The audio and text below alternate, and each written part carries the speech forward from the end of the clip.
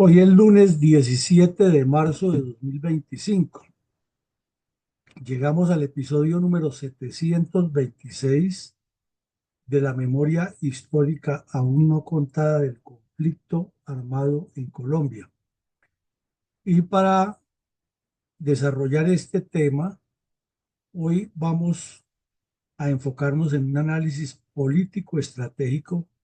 del sangriento mes de agosto de 1966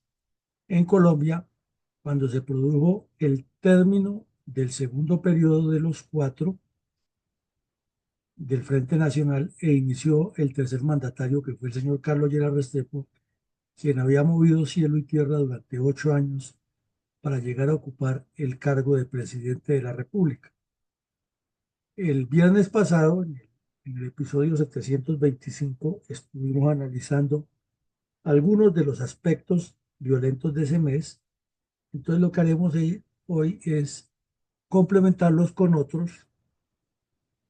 y recordar algunos de los que vimos el viernes para que veamos la dimensión de la tragedia que ha padecido Colombia debido a la presión del Partido Comunista con sus brazos armados y la falta de sensatez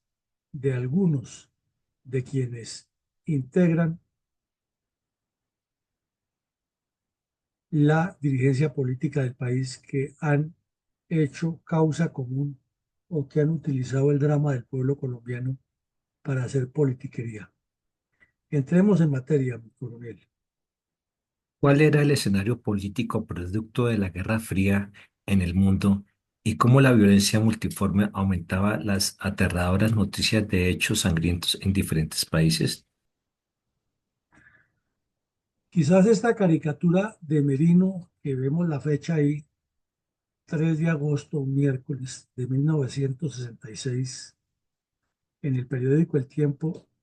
nos da una idea de lo que estaba ocurriendo en el mundo con el tema de la Guerra Fría, que estaba muy intensa entre Estados Unidos y la Unión Soviética. Estaba al rojo vivo la guerra en Vietnam, con la participación de Estados Unidos contra las guerrillas comunistas del Vietcong. En Latinoamérica había muchos actos terroristas por parte de grupos inspirados por la Unión Soviética y la narcodictadura cubana. Y en Colombia estaban las guerrillas muy activas, pero en paralelo con esa violencia de las guerrillas había una violencia creciente en el mundo. Por ejemplo, en Estados Unidos eh, habían sido asesinadas 9 personas en Chicago, una masacre de esas que ocurren muy a menudo, y apenas se estaban reponiendo de ese escándalo, de esa noticia nefasta, cuando un loco en la Universidad de Texas, eh, que tenía, igual que ahora en su vivienda particular, armas de todos los calibres, fue a disparar contra una comunidad y asesinó a 14 personas hasta que la policía logró eliminarlo. Entonces, la caricatura de Merino decía que, a propósito de lo que estaba ocurriendo en Colombia, decía un campesino preguntándole al otro, mirando los periódicos, ¿cómo se dirá violencia en inglés? Porque aquí le llamaban la violencia y con esa palabra minimizaban toda esa tragedia. Punto interesante de comparar, que es la multiplicidad de actos de violencia en el mundo al ritmo de la violencia de la Guerra Fría, que Colombia era mucho más evidente. Adelante, mi coronel. Entonces, ¿cómo caricaturizó el artista gráfico Chapete el autoelogio del saliente presidente de Colombia, Guillermo Morón Valencia, autonominándose el presidente de la paz? Pues más o menos con el mismo argumento de lo que ha pasado en Estados Unidos, pinta Chapete en una caricatura al ya casi expresidente Valencia, mirando todos esos diarios y los tiene ahí amontonados al lado de la silla donde está leyendo, y él mismo hace una reflexión en la que dice que ya encontró una chanfaina, o sea, un puesto para cuando termine la presidencia, que es irse a hacer la paz en Estados Unidos. Como vemos, es una sátira muy fuerte, ya que este personaje no hizo sino mentirle al país durante 4 años con el cuento de que él estaba haciendo la paz y como vamos a ver en la despedida que le hicieron los terroristas a sus 4 años de autopublicidad, no trajo ninguna paz, pero a los colombianos nos han vendido ya la mentira de que durante el Frente Nacional y en particular desde el gobierno de este sujeto, es que se pacificó el país. No. Hay que ser claro, durante el gobierno de Valencia, lo que estuvo fue muy activo el Plan Lazo hasta cuando le dio por echar al general Ruiz Novoa y se combatió muy fuerte a los grupos violentos que han crecido demasiado en la zona cafetera de la Cordillera Central. Pero el trabajo quedó a medias y el salto que dieron esos grupos fue convertirse a las guerrillas comunistas porque la operación marquetaria que ha debido ser el inicio de la estocada final de las guerrillas comunistas, lo que le sirvió fue para fortalecerse. Entonces, tenía toda la razón y es muy profundo el mensaje de Chapete allí. Le ha mentido al país, ahora le podía mentir al mundo diciendo que iba a hacer la paz en Estados Unidos. Obvio que no lo dijo, pero es una sátira muy fuerte que le enviaba Chapete al señor Valencia. ¿Cómo relataron los medios de comunicación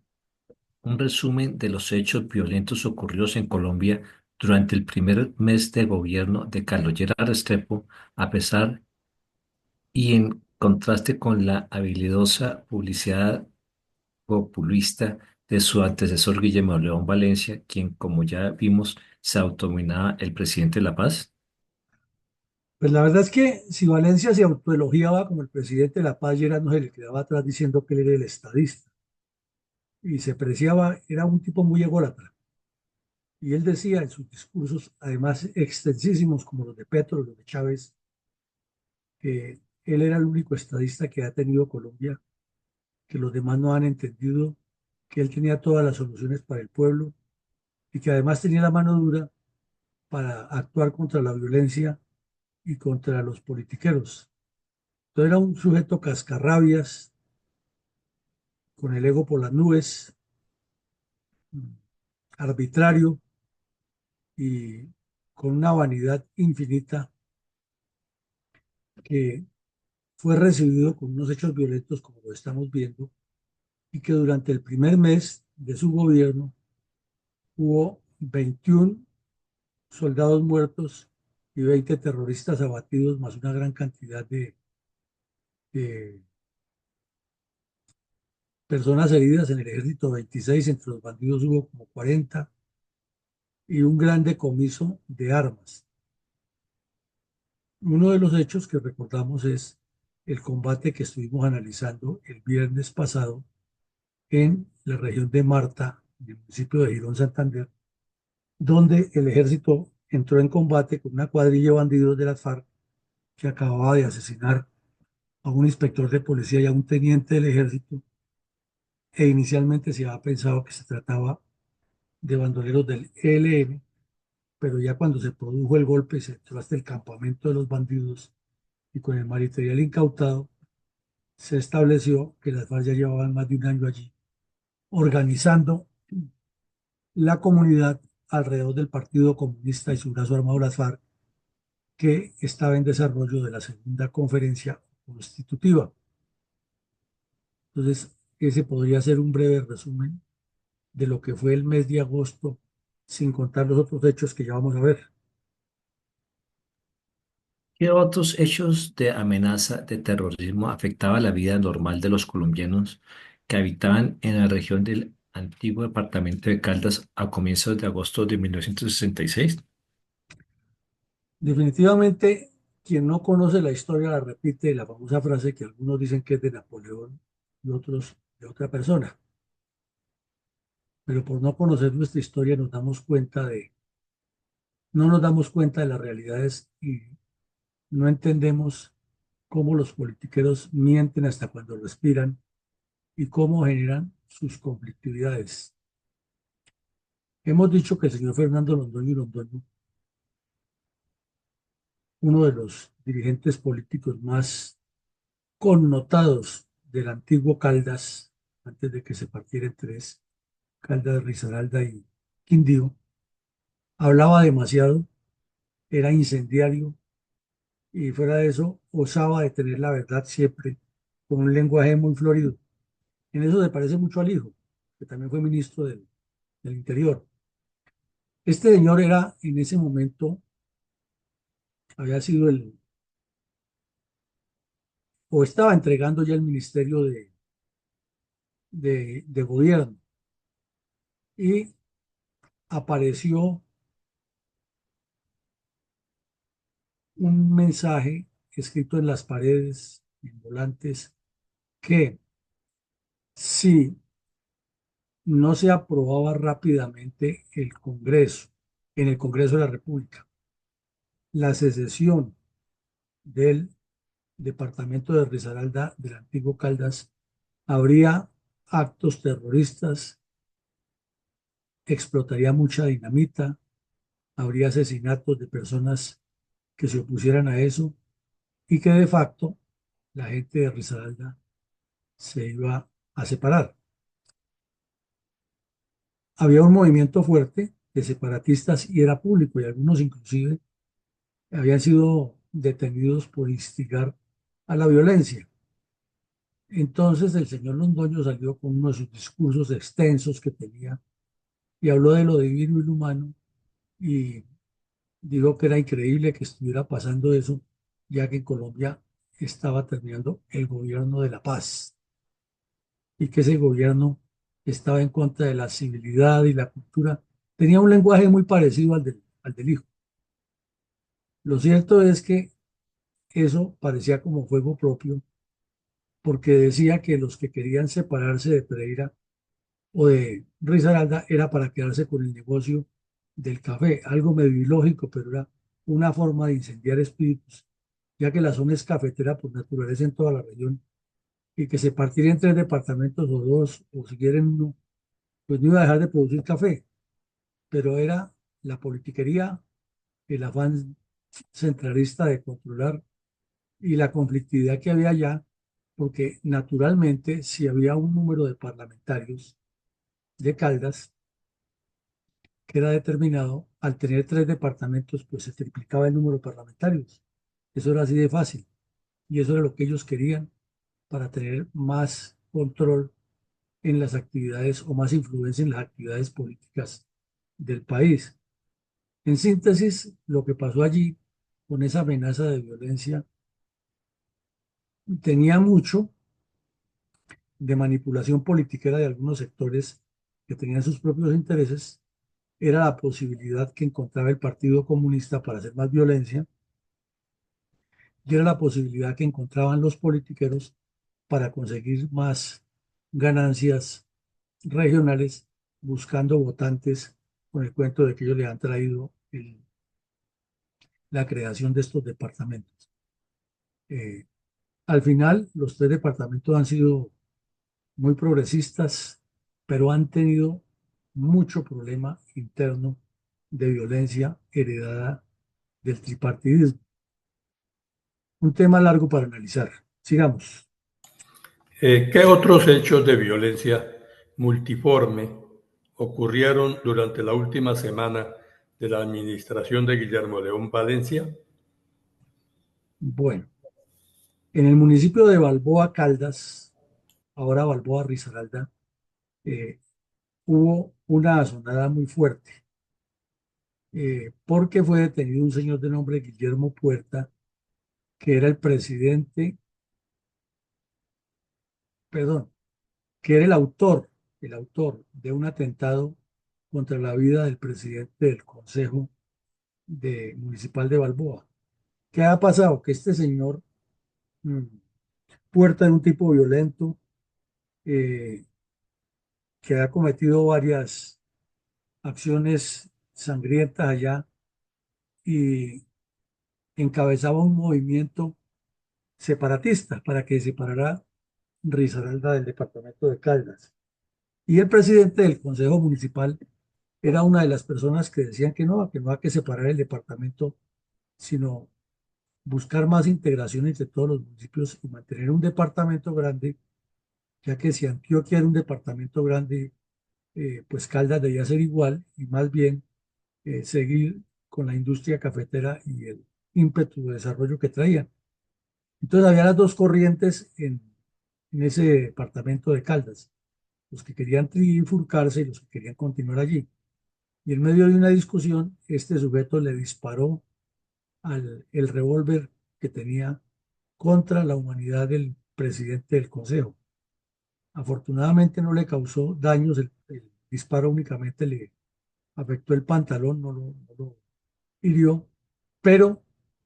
la gente se rebotó y mm, hubo una azonada. Afortunadamente intervino rápido el ejército y la investigación demostró que no era tan grave como lo pintaba el señor Londoño, pero los de ambos lados querían incendiar el país y ya estaba terminando el gobierno de la paz del señor Valencia y estaba comenzando el gobierno de la autoridad del señor Lleras, que no tenían ni pan ni autoridad, pero eso es lo que nos han vendido y nos han mentido. Al mismo tiempo, en el norte del Tolima, de la manera simultánea como ya sabemos que las cuadrillas liberales herederas de Sangre Chispas y Desquite y Tarzán seguían delinquiendo y cometiendo crímenes en la zona del Líbano, Casabianca, Santa Isabel, eh, Armero, Mariquita, etcétera. Aquí nuevamente aparecieron hechos de violencia de los que eran comunes, en que las personas también se mataban a machetazos y seguían problemas de sangre allí. Por otra parte, en el Guayabero acababa de terminar la última gran operación que se realizó en el gobierno de Valencia, que fue entrar a lo que llamaron la Cuarta República Independiente en el Guayabero, después de haber entrado al Pato, a Río Chiquito y a Marquetalia. Y allá el ejército acababa de tomar control de la zona, pero sin embargo apareció el rumor de que Tiro Vivo seguía en la misma región y el comandante de la Sexta Brigada, que quedaba con sede en Ibagué, tenía toda esa zona bajo responsabilidad y confirmó ante los medios, o dijo ante los medios, que él no podía confirmar ni desvirtuar esa información porque las FARC se han abierto en varios grupos y que él estaba teniendo combates en Huila, Tolima, Meta, que lo que necesitaba era continuidad las operaciones porque Tiro Fijo lo habían vuelto famoso gracias a que el ejército no era suficiente para combatirlo eh, y porque se movía por toda la región que habían construido los comunistas en cuatro especies de republiquetas independientes.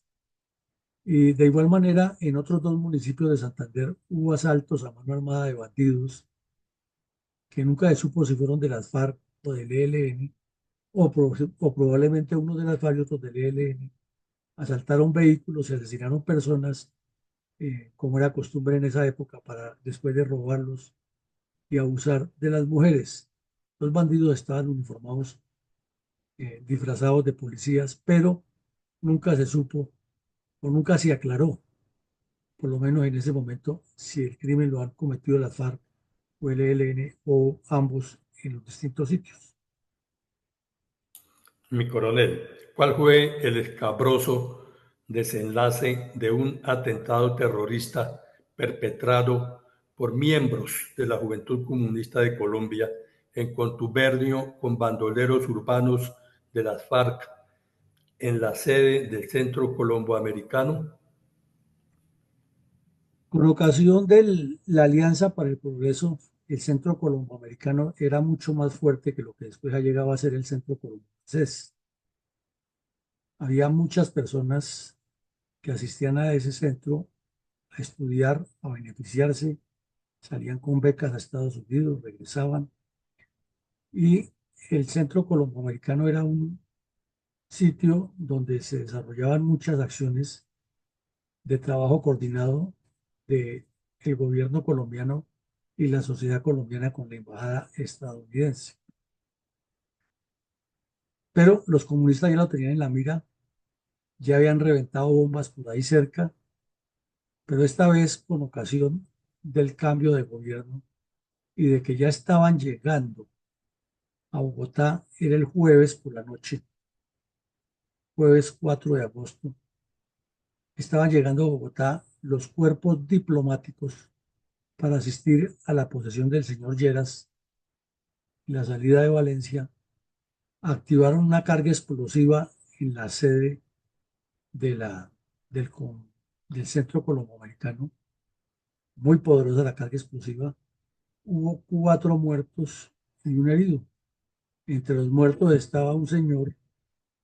de nombre Robert Smetek, que era una de las personas más activas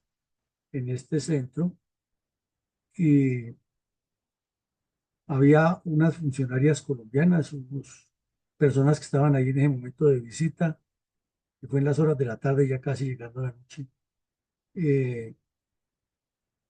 el país entero se sacudió, la noticia impactó muchísimo y esa fue la despedida al presidente de La Paz. Eh,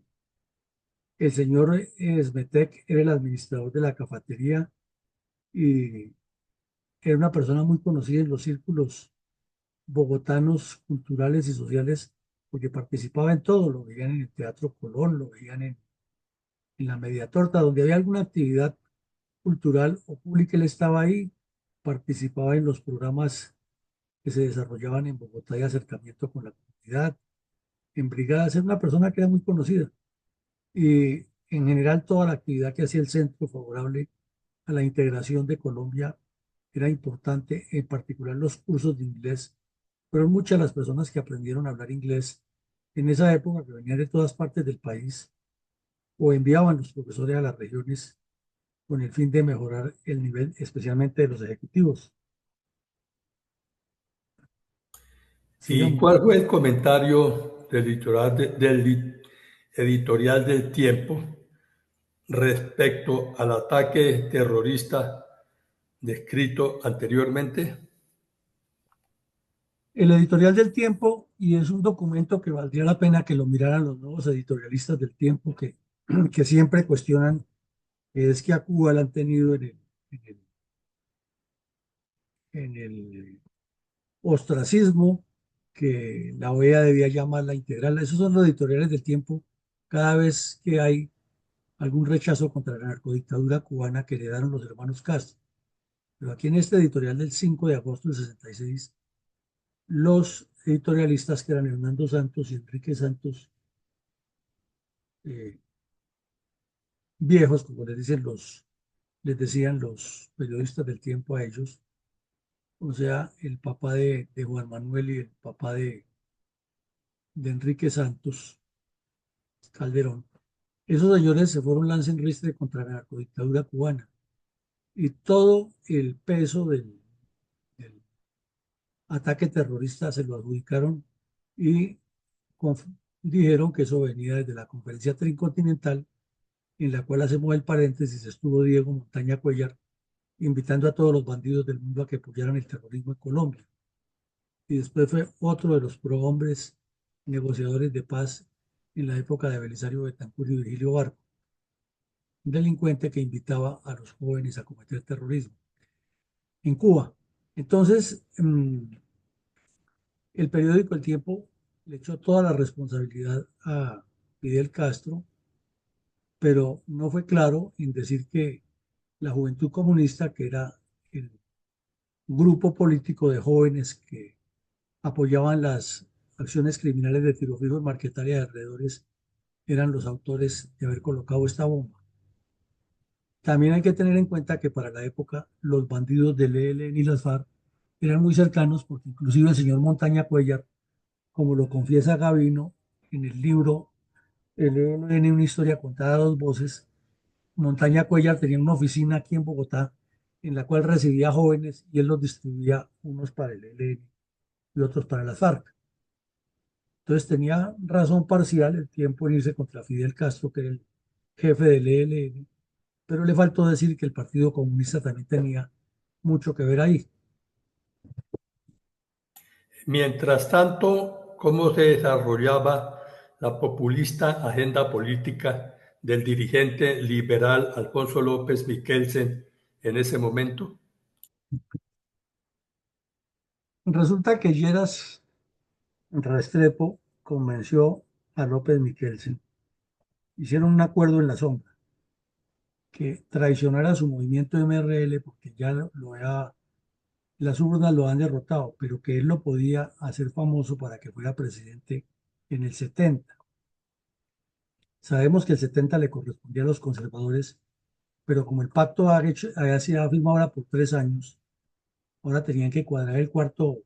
por 3 periodos, perdón, tenían que cuadrar el cuarto periodo y Lleras estaba ambicioso de quedarse en el poder y seguir eterno, porque era como los faraones, él se creía eterno. Entonces se inventó la estratagema de decirle a Alfonso López que se retirara del MRL, se fuera para México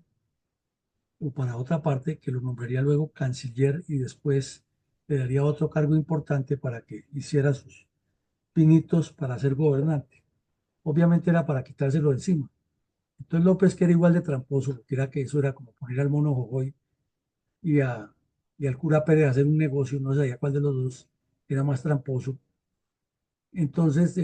dijo que renunciaba al MRL y prácticamente ahí sepultó el MRL, porque ya ese grupo se quedó sin cabeza y terminaron muchos uniéndose, fue a la NAPO y fue el daño que le causaron al movimiento del general Rojas Pinilla, porque muchos delincuentes esos del ELN tenía que ver con guerrillas y entonces terminaron los mismos del periódico El Tiempo diciendo que la NAPO era comunista. Una historia larga. Entonces López, antes de dejar la dirección del MRL, dijo que él se retiraba del Congreso, pero que dejaba a una señora Inés del Río Villamil, que era su segundo renglón, para que ella continuara con una propuesta que él dejaba, que era reformar el artículo 121 de la Constitución, que era el famoso artículo que le permitía al presidente declarar la conmoción interior y que no hubo un solo presidente de esa época que no recurriera y algunos de manera exagerada lo repetían y el Congreso se lo convalidaba y las Cortes no decían nada. Él decía que había que acabar ese artículo, reformarlo para que el país viviera en democracia. Otro politiquero, porque 8 años después, cuando fue presidente, fue quizás el que más aplicó ese artículo para gobernar. Entonces aquí vemos la doble moral, la politiquería y la trapacería en cabeza del señor Alfonso López Miquelsen. ¿Cómo informó el comandante de la Sexta Brigada la baja de 4 terroristas de las FARC en su jurisdicción? Al día siguiente que confirmó que no tenía la información exacta de si Tiro estaba en el Pato o en el Chiquito o en el Guayabero o ahí mismo en el Tolima, tropas bajo su mando entraron en combate en una cuadrilla de Joselo o Joselito que le decían. Ese era el compadre de Tiro Fijo. Ese fue el que años más tarde hizo la emboscada contra las fuerzas especiales, de la cual estuvimos hablando aquí, con los sobrevivientes. Ese sujeto, Joselito y el tal Ciro Trujillo, el Ciro se ha replegado de lo chiquito, como sabemos, después de la operación que se hizo allá y de que cometieron el asalto contra el municipio de Insá. Se han replegado hacia el Tolima y ahí estaban recibiendo a una cantidad de guerrilleros salidos del MRL y pasados al FARC, fortaleciendo todo el Tolima con acción terrorista. Entonces, una operación que hizo la cuarta brigada contra, perdón, la sexta brigada contra una banda de otro delincuente que le decían el Paisa, de nombre Jorge Gabriel Gaviria, que ha sido miembro del Partido Comunista y militante del MRL y se ha metido a la guerrilla, ahora era uno de los jefes de las cuadrillas que se estaban formando en la región de Alpujarra, en el Tolima. Y allí, en esa operación, eh, dirigida por el coronel Velázquez Masuera de la Sexta Brigada, se dio de baja a 4 bandidos de esos, y se encontraron documentos y pruebas con gran cantidad de propaganda comunista y de control que ya tenían de censo de la población y de algunas actividades que estaban realizando de reclutamiento y de charlas políticas para que el campesinado apoyara el comunismo.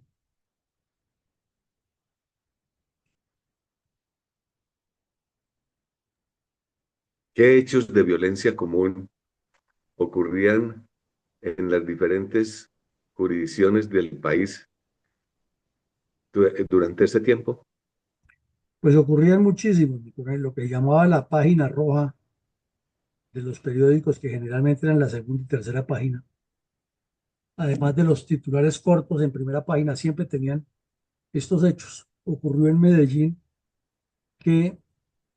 unos bandidos intentaron atracar una sede bancaria y entraron armados hasta los dientes, pero estando cometiendo el ataque, un agente de policía de nombre Manuel Antonio Molina Rúa reaccionó y se enfrentó con los bandidos. Y fue tal la reacción del policía, más los que llegaron enseguida a apoyarlo, que con la sola acción del policía inicial que actuó, los bandidos no alcanzaron a llevarse todo el dinero y algunos dejaron tiradas las armas del, del, con las que han cometido el crimen. Sin embargo, el agente murió, pero evitó que el robo fuera mayor y el impacto. Y ahí vemos las fotos en el suelo, la foto de todo el material que dejaron los bandidos abandonado en el momento del contacto. También murió una señora que estaba en el sitio y no era funcionaria bancaria, no era una persona rica, estaba allí pagando algún recibo de la luz o el agua, teléfono, y cayó muerta en medio del tiroteo que armaron los bandidos. Los delincuentes se alcanzaron a retirar con alguna parte del botín, pero como vemos dejaron una gran cantidad de armas y de pruebas. Al día siguiente ya había nuevos datos y la sorpresa era que la banda la comandaba o la dirigía un joven de menos de 18 años que era el jefe de esos delincuentes. Con todas las huellas dactilares y los antecedentes que tenían, fueron varios capturados y se inició el proceso. Eh, Como vemos, la situación en el país era complejísima, pero estábamos hablando del término del periodo del presidente de La Paz.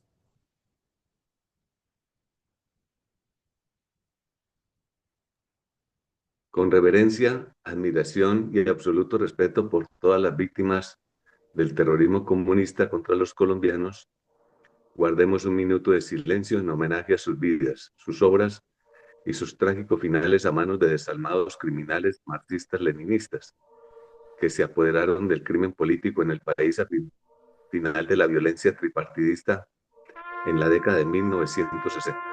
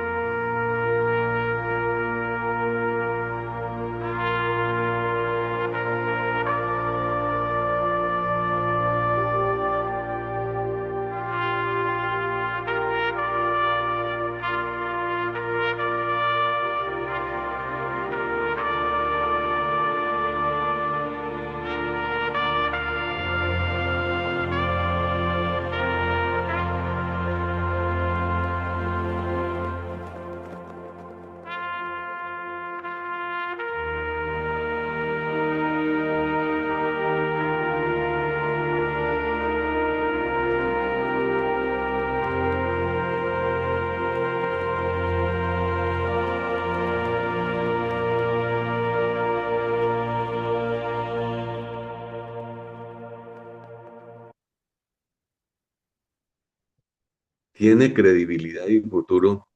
la paz total de Petro? Si vemos en detalle el resonante fracaso de los gobiernos del Frente Nacional entre los años 58 y 74, cuya idea laxa y débil de la paz fue la misma del actual gobernante colombiano. Desafortunadamente no tiene ninguna credibilidad ni asidero ni futuro ese argumento de ese estilo de paz, porque lo que acabamos de ver es claro y concreto. El señor Lleras Camargo estuvo en el cargo de presidente del 58 al 74 y durante su gobierno habló de la pacificación del Tolima, de devolver el desarrollo al Valle del Cauca, al antiguo Caldas, Antioquia, etcétera. Y es más lo que habló y el cuento de que revivió la democracia a lo que logró en su gobierno. Luego vino el señor Valencia, que abiertamente se declaró el presidente de la paz, él mismo. Nadie lo llamaba así, él se autollamaba el presidente de la paz, el Mesías. Pero los hechos que acabamos de ver y con la despedida que le hicieron y la multiplicidad de factores de violencia que había, pues indican que es lo contrario. Y algo similar nos ocurre hoy en día con el señor Petro, que la paz total eh, y la defensa de la ecología y la defensa del medio ambiente y que hay que salir a las calles a marchar por las defensa de los derechos ciudadanos. Y en ese cuento, en ese tiempo era el mismo cuento. El general Rojas Pinilla ha sido el diablo con cachos y con cola que ha acabado con la democracia, que había que apoyar el Frente Nacional. O sea, muy similares, muy análogos los periodos, pero los resultados los mismos, la violencia campeando en todo el país y estos sujetos viviendo a cuerpo de rey y congresistas, ministros echando discursos llenos de autoelogios sin que se resuelva el problema, porque en ninguno de los dos casos hay oposición. Y como vemos, la supuesta oposición del señor López terminó vendiéndose por un plato de lentejas y dándole más espacio a la autocracia del señor Lleras, que llegó hasta el extremo de falsear las elecciones de quien lo sucedía. De remate no dijo que los votos habían escrito era que él siguiera en el cargo, fue lo único que le faltó decir. Adelante, mi coronel, con su comentario para hoy. Muy bien. Muy a mediados de los años 60, en pleno Frente Nacional y el gobierno conservador saliente de Valencia y el entrante de Lleras Restrepo,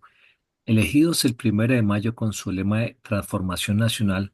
haciéndose en buena forma a las presiones tripartidistas del momento, al impulso de la reforma agraria, así como los inicios de la interconexión eléctrica, según él. Pero los espacios para la participación política no existían en ese entonces, dando espacio al uso de la violencia y la lucha armada, anexándose, como es sabido, al narcotráfico y el narcoterrorismo De igual manera, a nuevos actores políticos y armados en un contexto de lucha revolucionaria que transformaron el conflicto en su razón de ser y sus métodos de subsistencia de ese contexto.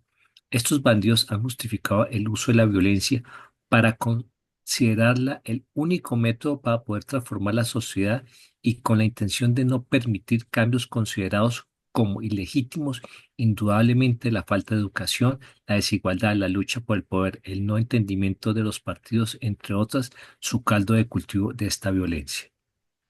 La radicalización de los movimientos políticos, la Guerra Fría en pleno auge, los entuertos entre los partidos tradicionales en el Pacto de Benidorm,